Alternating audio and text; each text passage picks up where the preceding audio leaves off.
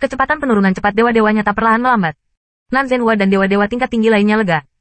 Kali ini mereka benar-benar sial. Mereka baru saja memasuki lubang pohon di pusat Luomu, dan mereka akan mengalami krisis seperti itu. Ini benar-benar pelarian.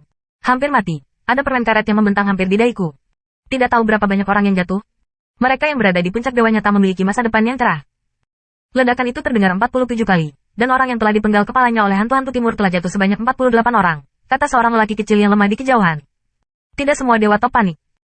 Beberapa dewa superior telah mengalami beberapa penempaan yang tak terbayangkan oleh orang-orang biasa. Mereka sangat lemah dalam hidup dan mati. Ketika mereka dalam kesulitan, mereka masih punya waktu untuk menuliskan ini. Luo Zeng tampak sedikit terkejut di puncak dewa yang sebenarnya. Hanya Luo Zeng yang juga menghitung jumlah orang yang meninggal. Jumlah orang yang jatuh memang 48, di mana keluarga lini pertama telah jatuh 43, dan raksasa telah jatuh 5. Dewa yang sebenarnya sangat kurus dan kecil, dan penampilannya tidak mencolok.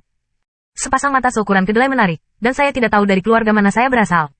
Luo Zeng tidak memperhatikan orang ini sekarang. Di kaki pedang panjang berubah menjadi cahaya putih. Dia datang ke Luo Wei dan berkata kepada Luo Hao, "Aku hanya berterima kasih. Jika kamu tidak menembak, aku takut akan ada lebih banyak orang yang mati." Sekarang pedang pada dasarnya telah ditentukan. Orang yang paling penting dalam keluarga Luo adalah Luo. Menurut perhitungan pedang, jika Luo Hao tidak menembak, dalam menghadapi begitu banyak serangan permen karet, bahkan jika keluarga pedang akan mati setidaknya setengah, pedang itu sendiri akan jatuh. Lagi pula, jumlah gusi terbesar, bagian paling intensif dari perjalanan, mampu menembus perlindungan Luo Wei. Yah, respons Luo Wei agak acuh tak acuh.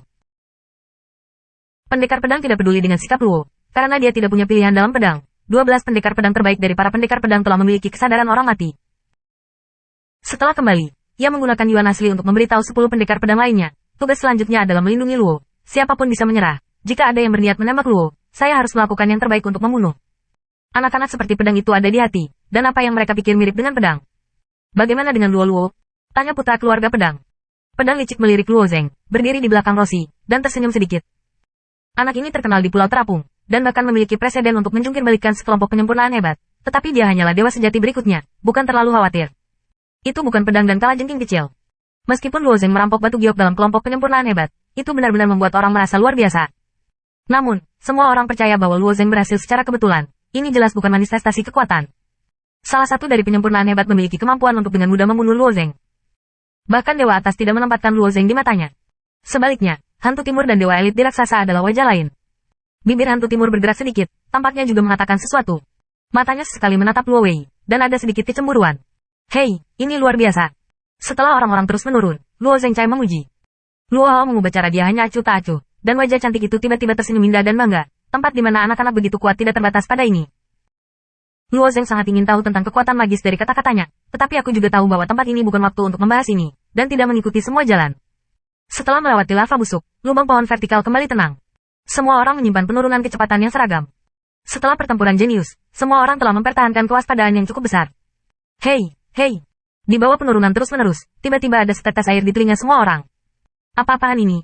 Seseorang mendengus. Di tempat hantu ini, apapun yang berantakan dapat ditemukan, mereka memiliki angin dan kren. Namun, tatapan pedang menyapu, dan wajahnya menunjukkan warna yang menyenangkan. Ini musim semi Ruomu. Aku tidak menyangka akan ada musim semi Ruomu. Ketika Anda mendengar pedang, mata dewa-dewa superior lainnya juga sedikit melompat. Musim semi kayu ini lahir di tengah-tengah Ruomu, dan butuh 100 tahun untuk mendapatkan pot. Hal ini sangat langka bahkan di pedalaman pedang. Pelepasan Ruo Zikuan dalam tubuh dapat memberi manfaat bagi semua makhluk di dalam tubuh. Tidak hanya itu, tetapi musim semi ini adalah favorit semua alkemis dan penyuling, dan ini dapat digambarkan sebagai air roh. Karena itu, harga di wilayah Tuhan sangat tinggi.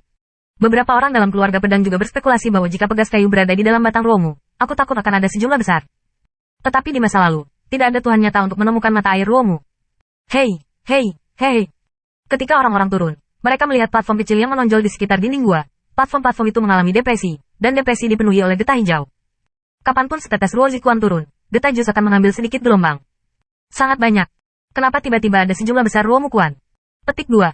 Beberapa dewa sejati sangat bersemangat sehingga mereka bergegas. Alis pendekar pedang itu berkerut. Jika pegas kayu berharga bagi pendekar pedang, ada banyak mata air vulkanik di daerah itu, dan itu juga merupakan keluarga pedang. Tetapi di tanah perselisihan, jika diblokir, saya khawatir itu akan segera menyebabkan perselisihan. Sosok Luo Zeng melintas dan berdiri di tepi platform. Pegas kayu ini yang dilihat Luo Zeng. Di tanah terlarang para dewa, ketika pengrajin itu menempa dirinya sendiri, ia menghabiskan sepanci kayu. Meskipun Luo Zeng tidak bisa bergerak pada saat itu, ia juga bisa melihat bahwa Master of the Arts memiliki tekanan ketika ia mengeluarkan Ruo Zikuan. Untuk hal berharga dari orang bijak, Anda dapat membayangkan nilainya. Setelah menembus dewa sejati berikutnya, kultivasi Luo Zeng telah mandek. Bagi para dewa sejati lainnya, setelah memadatkan para dewa, mereka mulai memperluas dunia. Pada saat yang sama, awan-awan Yuan Hai sejati di tubuh dunia terkondensasi pada siang dan malam hari yang ketuhanan. Selama Anda memiliki terobosan di Sinto, juga sangat wajar untuk mengubah dewa-dewa yang benar. Tetapi ketika menyangkut Luo Zeng, itu menjadi rumit. Kekacauan tidak bisa masuk ke para dewa. Terus berpromosi, apakah Anda masih harus menemukan lumpur coklat itu? Sekarang bahkan penggunaan koin Shenwu untuk dirinya sendiri, dia tidak bisa mengetahuinya. Dia telah mendengar bahwa jika mata air Luomu dikonsumsi secara langsung, itu akan sangat bermanfaat bagi makhluk hidup di tubuh dunia. Dia secara alami akan mencobanya. Saya tidak berharap dia hanya berdiri, dan ada suara keras datang dari samping. Minggir, ini tempat saya.